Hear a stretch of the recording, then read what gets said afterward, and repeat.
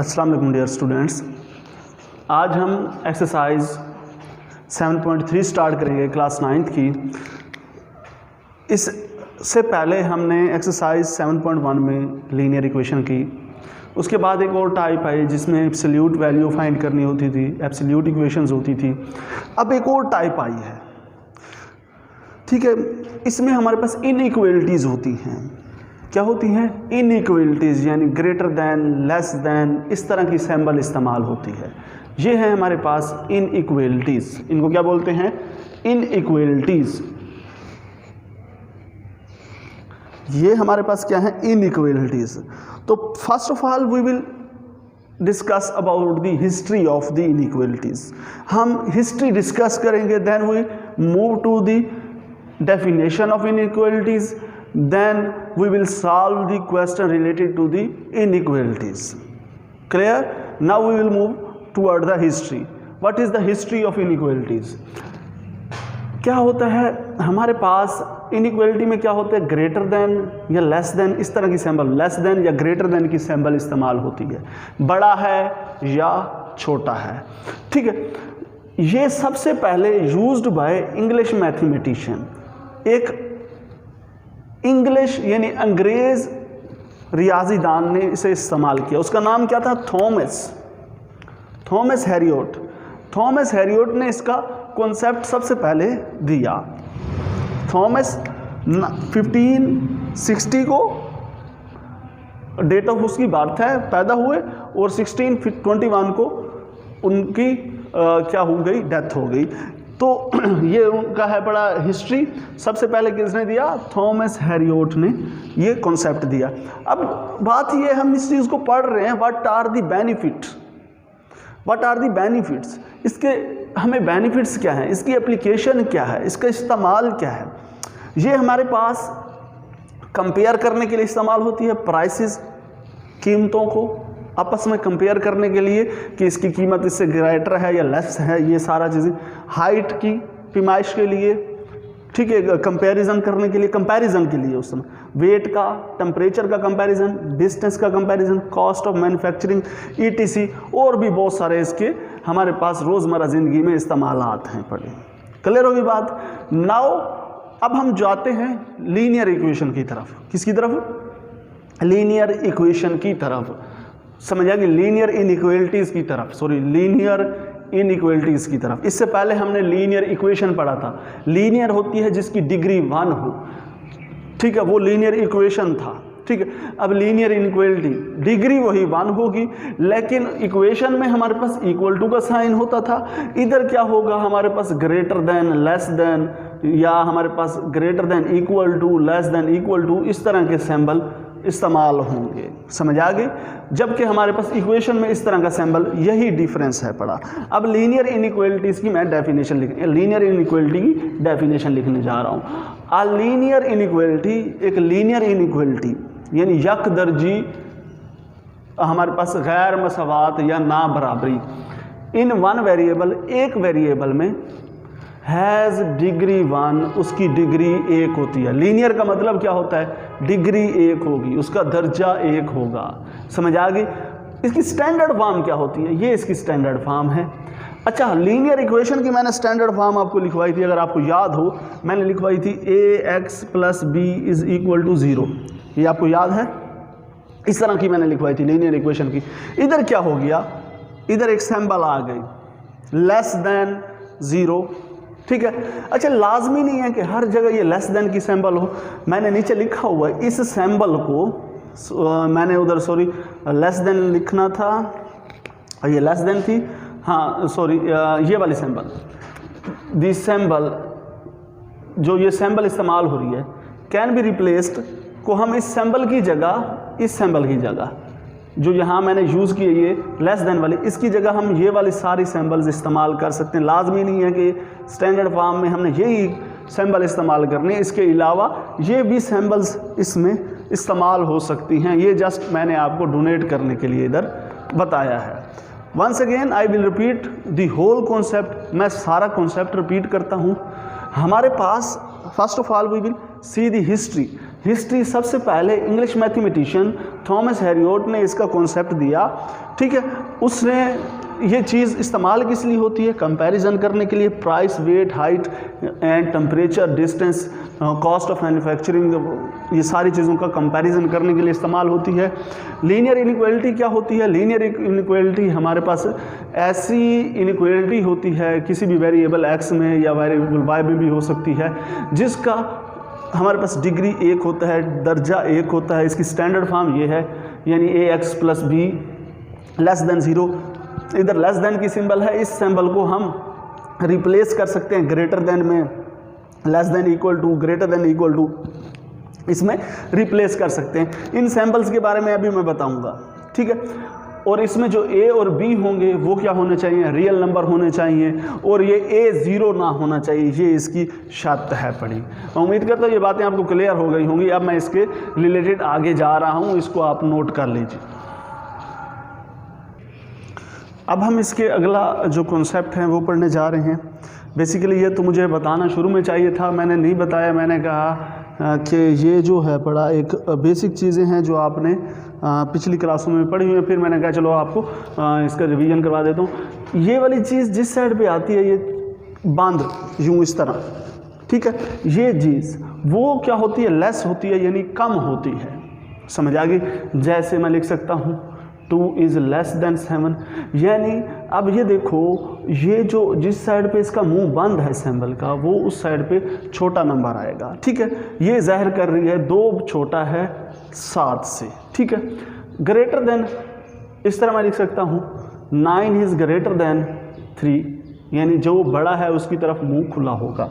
बाज़ औक़ात ऐसा होता है, हम क्या कहते हैं, ये लिखते हैं कि जो चीज़ जो नंबर है वो ग्रेटर भी हो सकता है और लेस भी हो सकता है। समझ आ गई? जैसे मैं कहता हूँ x is less than equal to, मैंने पहले जो बोला है वो गलत बोला है, यानी मैंने बोला ग्रेटर भी हो सकता है, लेस भी हो सकता है, ऐसा नहीं। यानी वो हमारे पास कोई भी नंबर यानी x है वो लेस देन या इक्वल टू सम नंबर यानी 7 के। समझ आ गई? यानी x इसका मतलब एक और चीज़ ऐड होगी, पहले सिर्फ लेस देन था ना, अब इसके नीचे इक्वल टू, यानी या वो छोटा होगा या वो 7 के बराबर होगा। इसका यही मतलब है। अगर मैं यूँ लिख देता हूँ x is greater than equal to, ये इक्वल टू यानी x 7 से बड़ा होगा या 7 होगा, तो ये वाली नीचे वाली जो बार है ये इक्वल टू के लिए होती है। ये सिंबल्स आपने समझ लेनी है। अब हम आते हैं इसको क्वेश्चन की तरफ। हमारे पास एक क्वेश्चन है, सॉल्व द इनइक्वालिटीज़। इनइक्वालिटीज़ को सॉल्व करें। ये क्वेश्चन नंबर 1 है एक्सरसाइज 7.3 का। हम इसको सॉल्व करने जा रहे हैं। सॉल्व करने के लिए बिल्कुल सिंपल, जिस तरह हम इक्वेशंस में करते हैं, वेरिएबल्स को अलग करते हैं, कांस्टेंट को अलग ले जाते हैं, बिल्कुल वही प्रोसेस चलता जाएगा। जस्ट इसमें क्या आ गया, लेस देन इक्वल टू आ गया, बाकी कोई मसला नहीं। उधर सिर्फ इक्वेशन की सिंबल होती थी, बाकी कोई इसमें ऐसी खास बात नहीं, सेम वही प्रोसीजर चलेगा। एक आध डिफरेंस है, वो एंड पे मैं बताऊंगा जब आएगा। क्लियर होगी बात? अब मैं इसका सोल्यूशन करने जा रहा हूँ। सोल्यूशन करने जा रहा हूँ। First of all we will write this again same to same. 4x minus 10.3, इसका मतलब क्या है, less than equal to, less than equal to यानी छोटा है या बराबर है किसके, 21x माइनस 1.8। आप क्या करोगे, x वाली टर्म्स एक ही साइड पे लाओ, ये x वाली टर्म है, ये एक ही साइड पे लाओ। 4x ये इधर आएगा माइनस 21x, और ये सिंबल वैसे रहेगी, ये सिंबल वैसे रहेगी। अब ये उधर चला जाएगा तो ये क्या हो जाएगा, 10.3 प्लस का हो जाएगा। किसका हो जाएगा, प्लस का हो जाएगा। और ये क्या है, पहले माइनस का खड़ा था 1.8, 1.8। 21 में से 4 गया, माइनस का 17 बचेगा, माइनस का 17x, ये कितना हो गया, लेस देन इक्वल टू आ गया। अब आप क्या करोगे, इस 10.3 में से क्या करोगे, 1.8 माइनस करोगे तो ये 5 और ये कितना 9, 8.5 बच जाएगा। कितना बच जाएगा, 8.5 बच जाएगा। कितना बचेगा, 8.5, 5 बचेगा। एक और चीज़ होती है हमारे पास, अगर आप इसको नोट करो तो इधर हमारे पास पॉइंट में आ गया और इसमें हमारे पास माइनस है। इस बात को आपने बड़े गौर से देखना है। क्या है इसमें हमारे पास?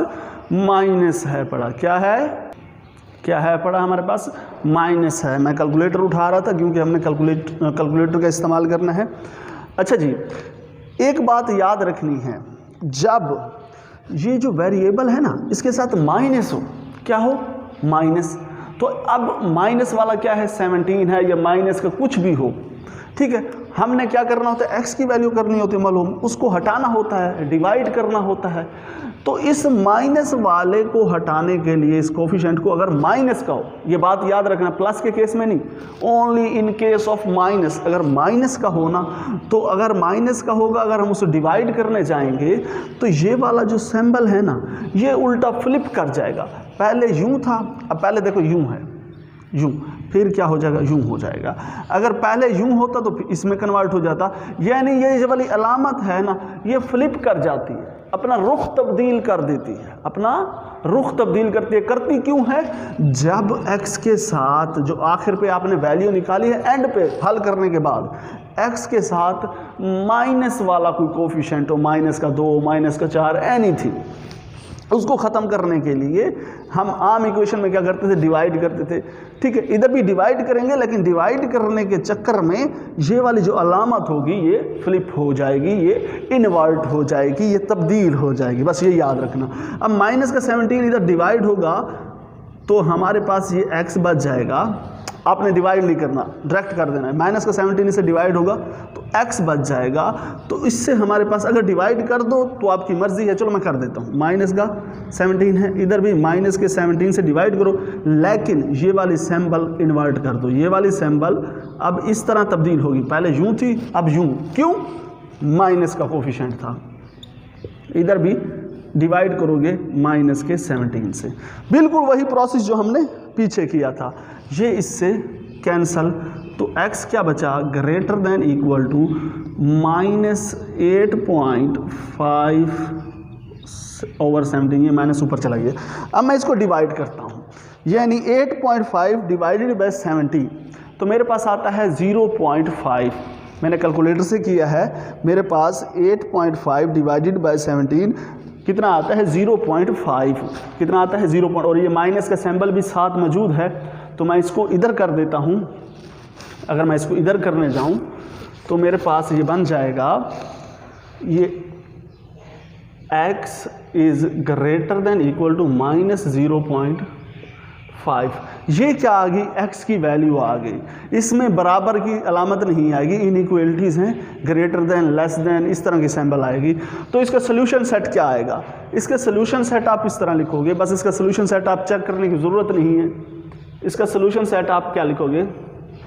यही लिख दोगे, x greater than equal to -0.5। इसमें x क्या है? ग्रेटर देन इक्वल टू -0.5 के हो सकता है। Now we will solve the other question in the next lecture. I will wind up my lecture here. मैं इधर अपना लेक्चर को इख्तिताम करता हूँ। मैं उम्मीद करता हूँ जो बातें मैंने समझाई हैं इस लेक्चर में आपको अच्छे तरीके से समझ आ गई होंगी। अगर कोई भी मसला हो तो मुझे लाजमी फीडबैक दीजिएगा। अल्लाह हाफिज़, अल्लाह निगहबान।